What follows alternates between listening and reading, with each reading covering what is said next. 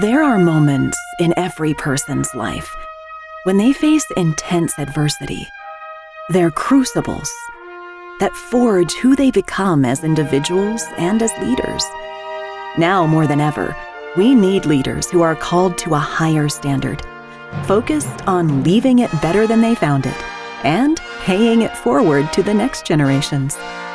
Now, let's join Fire Chief Randy Brugman as he speaks with leaders from all walks of life, as he explores and learns from their personal journeys and the crucibles that have forged them into better leaders and better people. Welcome to another episode of the Leadership Crucible podcast. Today, it's my pleasure to introduce Dr. Brad Williams. Dr. Williams earned his bachelor's degree in communications, marketing, and music, and a master's degree in human resource administration from East Central University in Ada, Oklahoma, and a PhD in educational leadership and higher education from Oklahoma State University. Driven by a strong commitment to student success, employee excellence, and community relevance, he values creativity and innovation, collaboration, and the integration of technology to enhance the resources to provide students hope, help, and a way forward. Prior to OSU and OKC, Dr. Williams served as Deputy Director of Strategic Planning and Initiative at the Oklahoma Department of Commerce. He also directed fundraising efforts at the Price Tower Arts Center in Bartlesville, Oklahoma, and at the University of Central Oklahoma. Dr. Williams worked as an ombudsman for the Chickasaw Nation Office of Community Advocacy and for its Division of Housing. He is a citizen of the Choctaw Nation. Dr. Williams, welcome to the Leadership Crucible podcast. It's a pleasure to have you on the show. Thank you. It's good to be here. And just call me Brad. That's fine. Okay. Thank you, Brad. Appreciate it. So, we talked previously. You grew up in a small community in Oklahoma. I think your mom was a nurse and your dad was a local mortician. And, what was that experience like for you growing up in a small community? Yeah, it was a small farming community, rural Oklahoma, about maybe 1,000 people.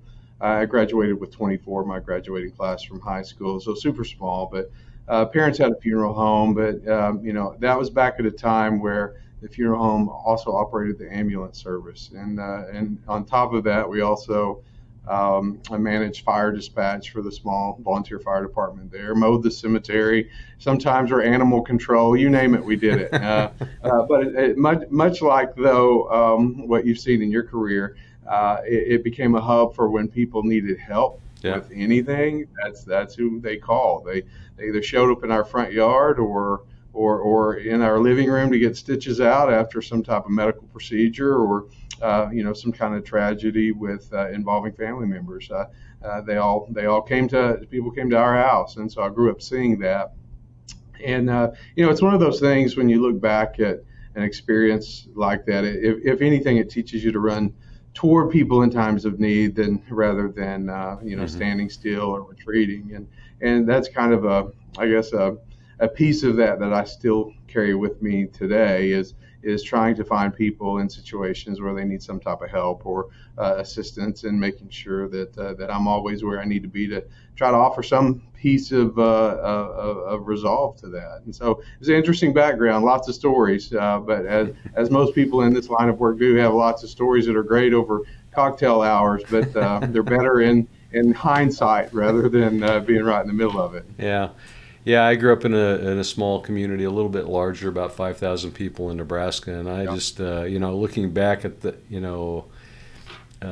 growing up in a small community, I mean, the value set that you often find in, the Midwest, but in small communities in general, is a little bit different than we find sometimes in the urban centers. Yeah, it is. So I can work magic with a pair of pliers. or a piece of hay baling wire. We can do that. The interesting thing about where I grew up, though, kind of our claim to fame, is a guy named Wiley Post grew up and came out of Maysville. Wiley Post was an aviation expert, extreme pilot. He had lost vision in one of his eyes in an oil field accident, but ended up inventing the pressurized suit and being one of the first to fly around the world. And what makes that interesting, coming from a small town, having someone like that who had been able to kind of leave and do great things, and so it kind of gives you a role model in a way to, as I thought about, what am I capable of coming out of a place where many may not come out of, when you look at the size of the town, opportunities presented. But you always key in on, or I always keyed in on, this one man who seemed to have gone on to do bigger and better things. And I try to kind of emulate that sometimes. Just try to, again, be where I need to be at when I need to, and try to push the envelope sometimes. Yeah, one person can make a significant difference on the lives of others, and he's a good example of that. Yep, that's right. You're a citizen of the Choctaw Nation, and can you give us a little bit of a history lesson about the Chickasaw Nation? Yeah, it's real interesting. I grew up going back to family reunions in eastern Oklahoma. When you look, decades and decades ago, maybe a century ago, when the Great Indian Removal from the southern part of the U.S. moved tribes into Oklahoma, you had what was kind of one and the same tribe, the Chickasaws and the Choctaws, come from the Mississippi areas and Alabama into southern Oklahoma.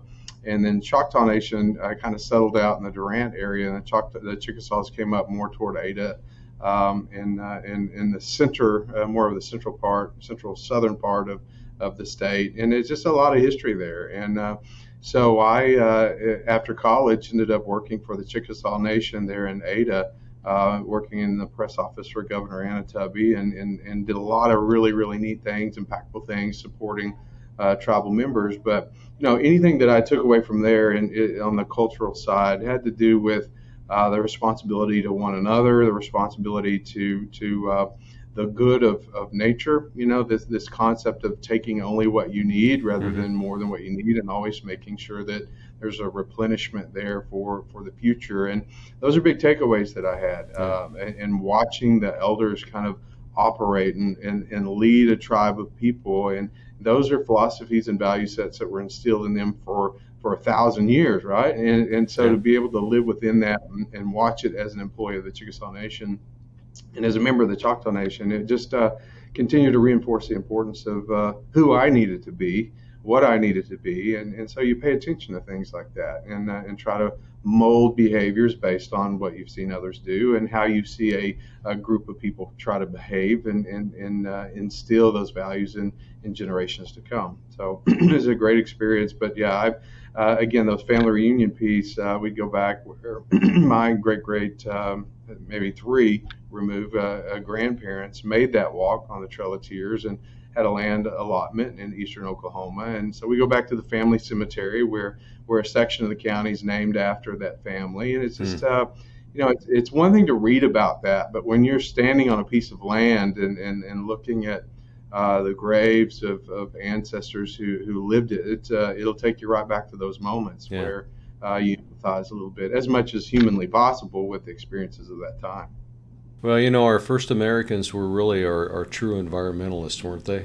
They understood what we're facing today as a result of not listening to them. There was a cultural ceremony that I worked one time, and stickball is a pretty significant sport within the tribal community. Mm-hmm. And so one group was erecting kind of the center pole, which is almost like a telephone pole that is used in the game. And so they were using some equipment like some dozers or backhoes, and elders showed up and were like, get that equipment out of here. We're going to use the tribal rituals and ways of doing this to erect that in the center of the playing field. And so it's tons of teachable moments where you have these elders who are ensuring that the cultural is still alive, language is still spoken in some homes, and it's fascinating to watch. Yeah, I agree. It's we have a lot we could take away, from our first Americans throughout our society, and we should look to them and some of the teachings that they have given to their children over time. So, but I think we could all learn from that. So. That's right. What challenges or adversities have you faced that really kind of have shaped who you've become as a parent, as a leader, as a person? One thing that I think guides me is a daily acknowledgement that everyone has a story. everyone has a backstory, an origin story, and some baggage that may come with that, some baggage that is presented maybe a little more out front and some that is not. And so sometimes we see behaviors or actions that we may on the surface read as one way, but the more we get to know people, we understand the why behind some of that. And so sometimes we're real quick to judge people for those actions without understanding the backstory. And I think that's why I'm able to do what I do, is I invest a ton of time there to make sure that as we're trying to work across lines and help people be who they need to be, as I work to be who I need to be, that we start at a place of understanding where we can then move together as one, versus this power imbalance or hierarchy that sometimes gets in the way of doing really, really good work. So I try to clear the brush as much as I can, empower people as I can, and so that's where some of the challenges that I see is as we as a working public try to work fast and impact the world and show who we are and make sure we're perceived or received by our peers like we want to be. Sometimes the aggressiveness of that leads the conversation versus ensuring that we understand the nature of everyone is the platform and foundation for moving forward. So try to reverse that order, So I'll always be the guy at the back of the room or the one unnoticed in the photo, because that's there's a time for that, and I get that. Yeah. But I'm always going to do what I can to push people out of their comfort zone in front of everyone else, and make sure the recognition is celebrated where it needs to be. And sometimes that's not the case everywhere. But I try to model that behavior and show that we all win together. It's not a yes or a no. It's that both and concept. Sometimes that's easier than other times, but if we just call timeout and or hit the pause button, sometimes we can usually enter into a meaningful conversation that allows us to move in ways we never thought possible. But you can't do that when everybody's always in a rush, or you can't do that when people are keeping score in certain ways. We gotta stop some of that, and so I try to lead that. I think Brad, you've got a really a front row seat to what's happening with our next generation of young people that are coming in at the college, but also they're going to be our future leaders. And so, what's important to them, and what should future employers or employers today be looking to do to actually attract that top tier talent into their organizations? One thing I like to remind myself of is that we all, each of us, kind of determine or become mindful of what's important to us by watching what happens to those around us, right? So for example, there are a number of students. I do tons of focus groups with all different types of ages or age ranges of students.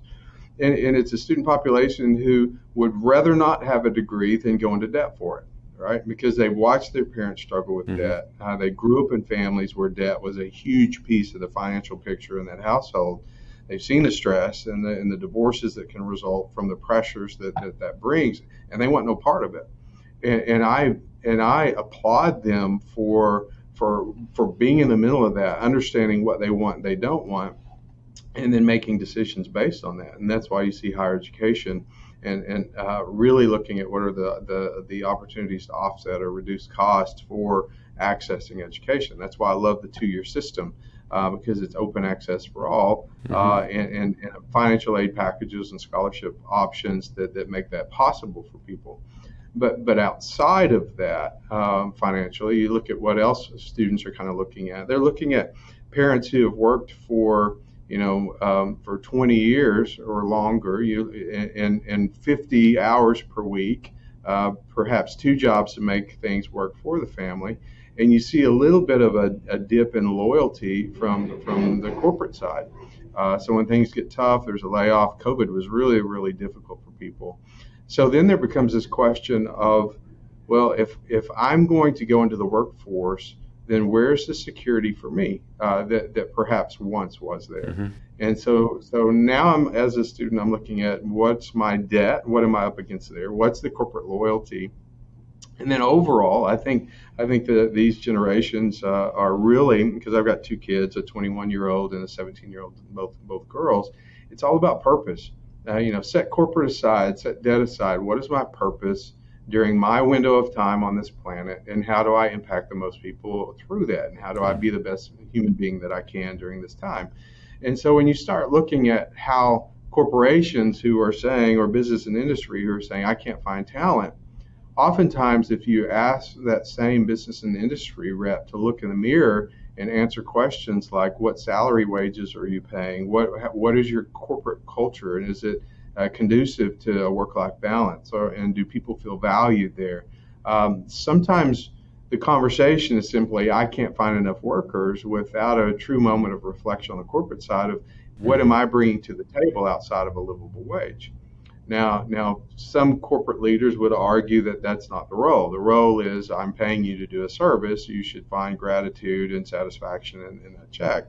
But again, as these youngsters have watched their parents go through a whole lot of things, I don't think it's out of the ordinary, or to not expect a little bit of a corporate feel or corporate response to a cultural element. And I think everybody's looking for that now. Yeah.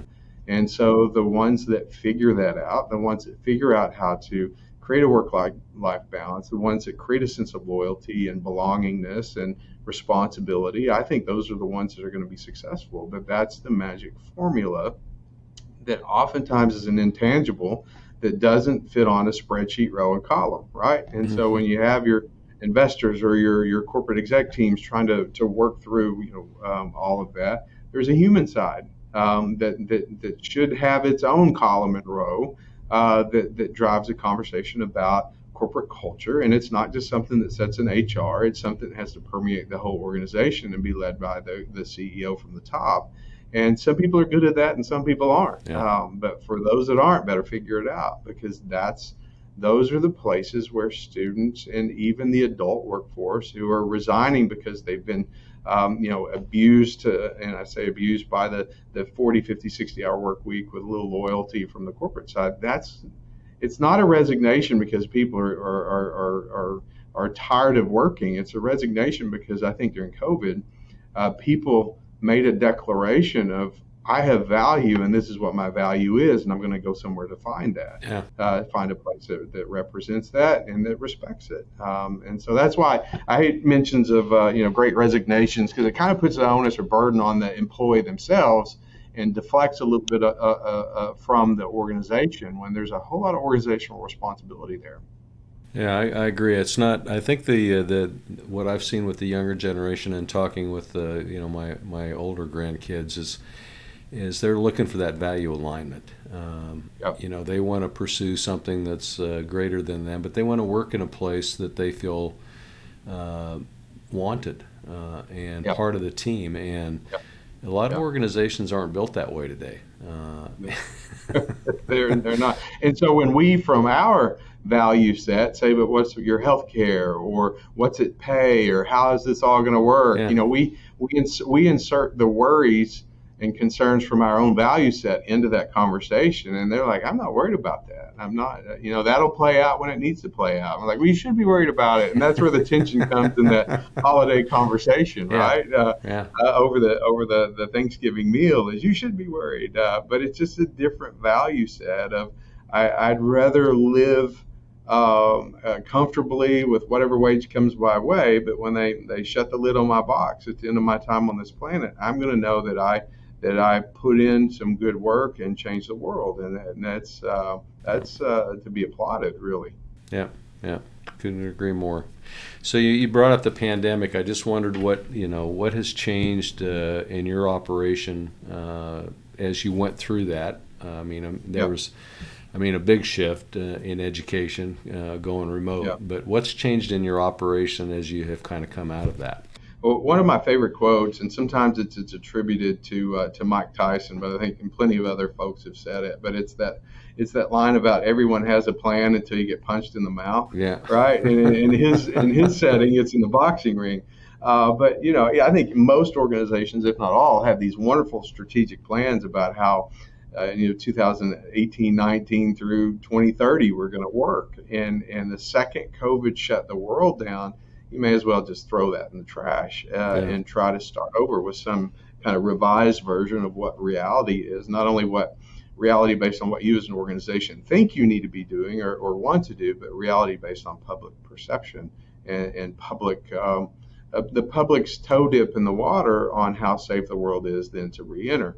And so when you look then at the leadership responding to that level and that magnitude of change, you either have it or you don't, right? Yeah. You're either wired as a leader to come in and manage the day-to-day black and white rigidity of a plan, or you're a leader who, when that option is not available, become a trench fighter.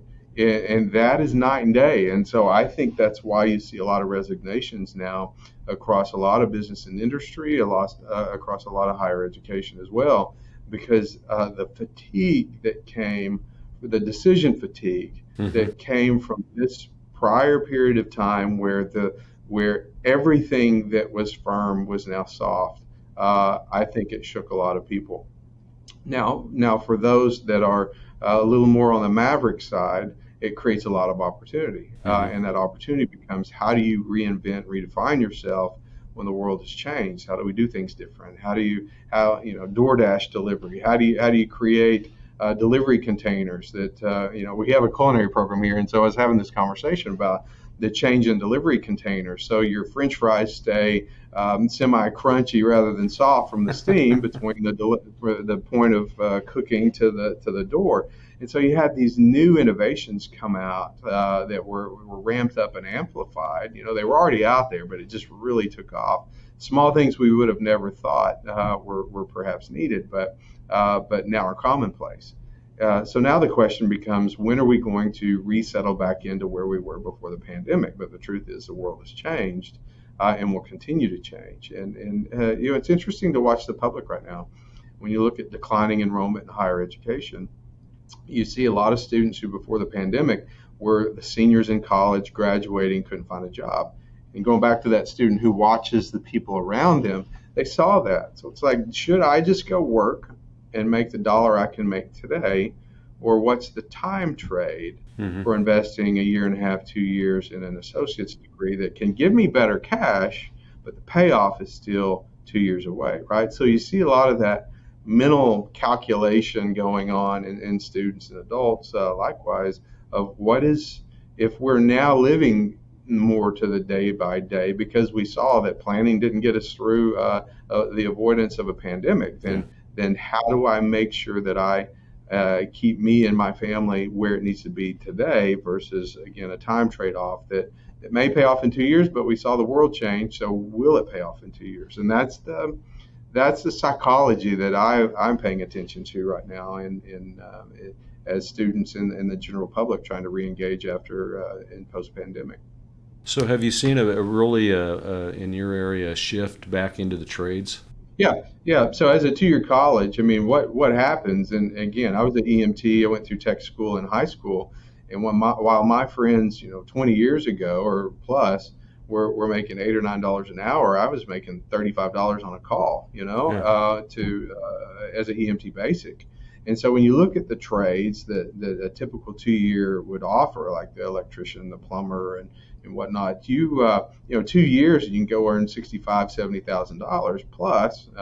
If you've got an entrepreneurial bone in you, the ability to start your own business and go that route with crews, you've got people coming out of tech trade programs that are doing very, very well right now.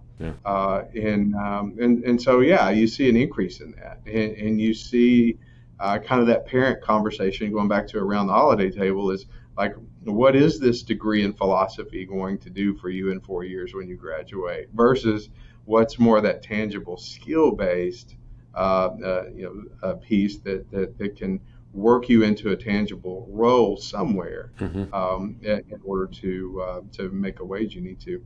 And that's one of the reasons here we also try to incorporate the entrepreneurship piece. Because I always hate when we talk about, we're training for business and industry. Well, we are, if that's where you want to go. But we always want to keep an open spigot to an entrepreneurial route that lets you go do your deal. And that's it's the American dream is how do we set you up in a way as higher education to utilize your skills in a way that benefit you and draw on that innovation spirit and creativity that allow you to make that tenfold. And so I always follow, any conversation where we're talking about we train for business and industry or a talented workforce pipeline, and you hear your economic developers speak in those types of terms. But not everybody wants or desires that relationship at a corporate setting or organizational manufacturing setting the rest of their life. They want to go do something else, and that's what our country's founded upon, and so we celebrate that. So I always try to follow the conversation with yes, but that there's a wildcatting spirit. We've got to continue to foster and shepherd as people go do really, really cool things that change the world. Well, I think one of the things that we witnessed through the pandemic was just the adaptation of technology. I think I've read several articles where we in that 2-year time frame added about 10 to 15 years of improvement in our our abilities and use of technology. So, and I'm sure you've seen that on your side as well. Yeah, we have, and I read I forget the name of the report, but there was that Ray Kurzweil report in there, or comment in there about how fast technology is changing, and the speed at which we all adapt to that, and that drives a huge need for the type of techs and the skill sets that can manage that technology, implement it. I still look forward to the day where technology is more approachable by the masses, where we can. That's why I love this whole concept of the Internet of Things, where the tools are out there, and you as a kind of a creative spirit can kind of piece things together in a new way that allows the general public to save some time or money on a task by this new implementation of tech. Technology, though, sometimes becomes so unapproachable just because of the complexity behind it. So we do a lot of work to try to introduce young folks to that earlier and earlier. And face it, if you need something tech-wise fixed around your house, there's probably an 8-year-old that can do it, and that's why that's different, because it's technology now. Now, back in my day, perhaps your days, anything mechanical, right? And so you have a fan motor go out or whatever. I'm gonna grab the sockets and go try to tackle that thing. And for me now, it used to be a Chilton's manual to fix the car. Now it's a set of YouTube videos. So I've got my phone out in my garage trying to fix my furnace. And so, but I'm not a tech native like these young folks are today, to where they absolutely grew up in this environment, did not have a phone in their hand or the internet access available to them. So it's going to be interesting to see what they do with that. But at the same time, that same device can be such a distraction, where there's a balance there between what good it brings to an individual and what are the harms and hurts that it can also kind of bring to that conversation as well. Yeah. You've continued to be very successful in everything that you've done. And what would you attribute your success to? I learned a long time ago that if you lead with kindness and empathy, you can usually figure it out.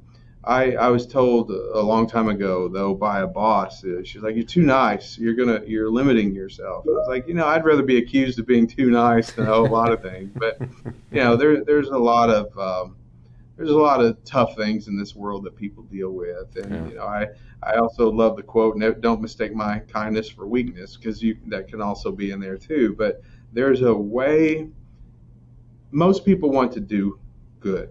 They want to do good for themselves and their family, the world around them, and most people deserve a benefit of the doubt that their overall goal is to be a better human being. And if you start from there and then lay the tasks out, whether it's sweeping floors or cleaning a barn or running a 2-year college with 150,000 students, though kindness can be that common thread, and empathy on understanding the situation, and then everything else is kind of related to: are you a problem solver and a public fixer, a public problem kind of fixer, and how do you convene people in a way that allows for a conversation that's safe and innovative and creative and gives people a little bit of freedom to express thoughts and attitudes. And if you start from those kind of foundational points, I have found that you can usually the other things kind of fall in place. But to go the other way, and I and most of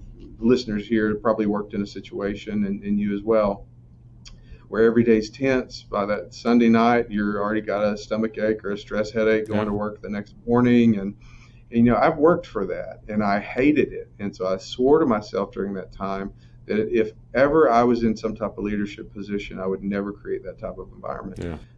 So you learn from where you've been in the absolutely hellish nightmares that we sometimes find ourselves in, and you think, if I have the power to not create that, then that's what I'm going to do, because we make choices. We make choices to create that type of environment, or we make a direct choice not to. And so I err on the not creating, and have found an ability to pull people together in ways that allow us to do some really neat things.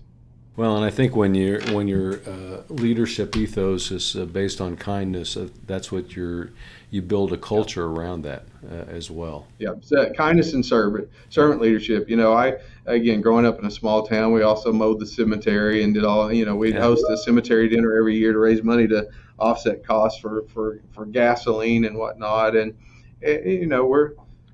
so when you grow up wiping down tables and mixing lemonade and tea and cleaning plates off of a table, empty, and taking the trash out, and that's for all of us throughout life. You make a choice that I can be a servant to people, and it's the small things that make a difference, and people notice that. And if you model the way, because the second you pick up an empty plate, then you see two or three other people picking one up and think, all right, there's now a chain reaction of random acts of kindness that are happening. And so, again, if you can be the one to light that fuse, always try to be the one to do that. Yep. So what advice would you give to our next generations that are, that are just emerging and coming into the workforce and looking at their own life journey, as they start? So one thing, I was talking to a group of students late last week, and we were having a similar conversation, and a lot of young folks, a lot of adults spend a lot of time on their handheld device. And there's a lot of social media platforms that can capture you for what seems like a moment, but in reality is an hour plus, right? And so my challenge to them was to monitor the time that they spend watching other people live their life, because then you end up not living yours. And what happens there is you glorify the things that you don't have and that you want versus appreciating the things that you do have. And so, and these algorithms are wired to make us addicted to these phones and spend hours, because that's how they service advertising time and make revenue based on that. But at some point, you got to figure out if you're going to live life or watch somebody else live theirs. And that's the challenge that I talk to our young folks here at Dallas College about is it's if you want to be a game and be a player, you got to get in the game, and you don't do that by this kind of passive activity of watching others. So it's one thing to observe it, but my question to them is always, are you creating content? Are you feeding into that where your creative talents are also contributing versus being a spectator in that? And so that's the advice that I give them, is just try to make sure that you're in the game. Yeah, great advice. I think that's a great perspective, and so thanks for sharing that. Final question for you today. What takeaways would you like to leave with our audience that may help them become a better person or a better leader in the future? So I listen to a lot of podcasts, and there's not necessarily a podcast guide. You end up on a search platform just typing in leadership, or you type in how you manage conflict, and things just show up sometimes. So you end up listening to a podcast from someone you've never heard of anywhere, but you find it and you think, all right, there's some value here. And so I think the takeaway is what I hope people leave with is that this type of leadership, management, life it's a continuous journey, and it never ends. And the moment you stop viewing it as a journey, you kind of stop in that track and stop developing as a person. And so hopefully when people find this podcast and the others in the series that you're producing, I'm hoping that the nugget they take away is that there are other people out there that are trying to contribute to this growing body of work of what it means to make sense of this world we're in, and how to be a better person while we're doing it. Yeah. Now, there's 1,000 answers to that. There's 1,000,000 self-help books for that. You can look on your Amazon search bar and see that.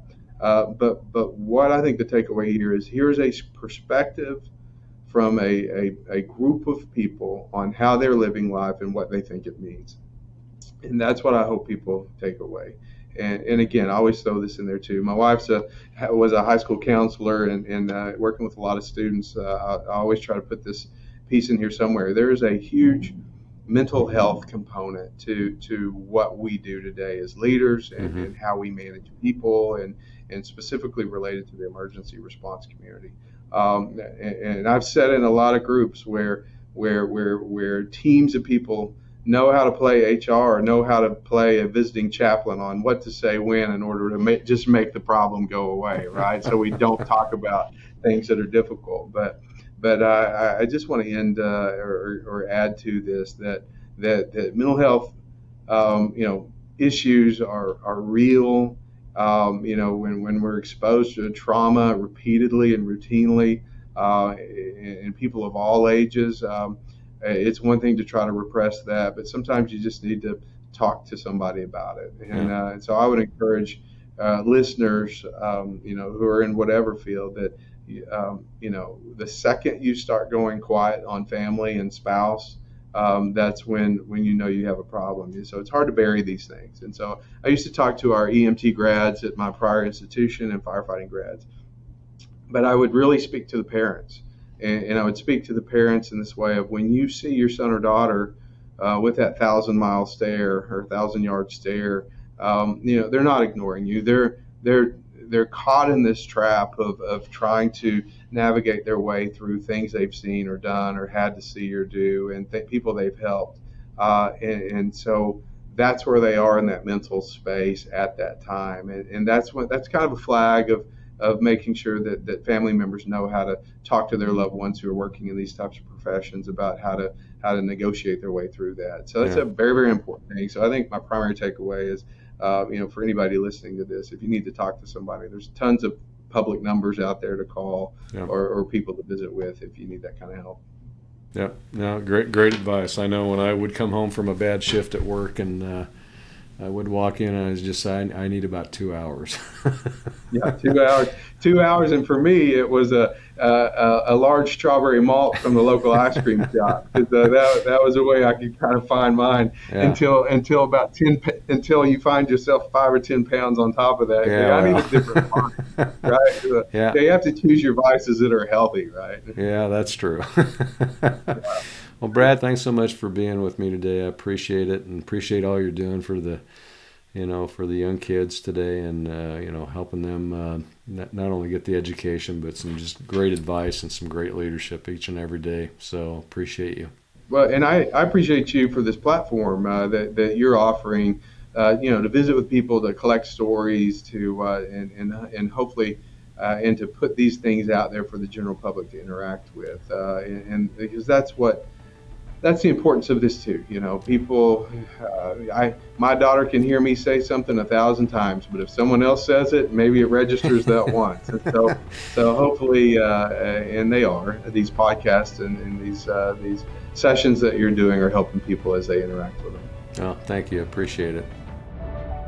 Thanks for listening to the Leadership Crucible podcast. If you have a story of adversity you'd like to share, we'd love to hear it. Join us next time as we continue to explore how to live lives of success and significance.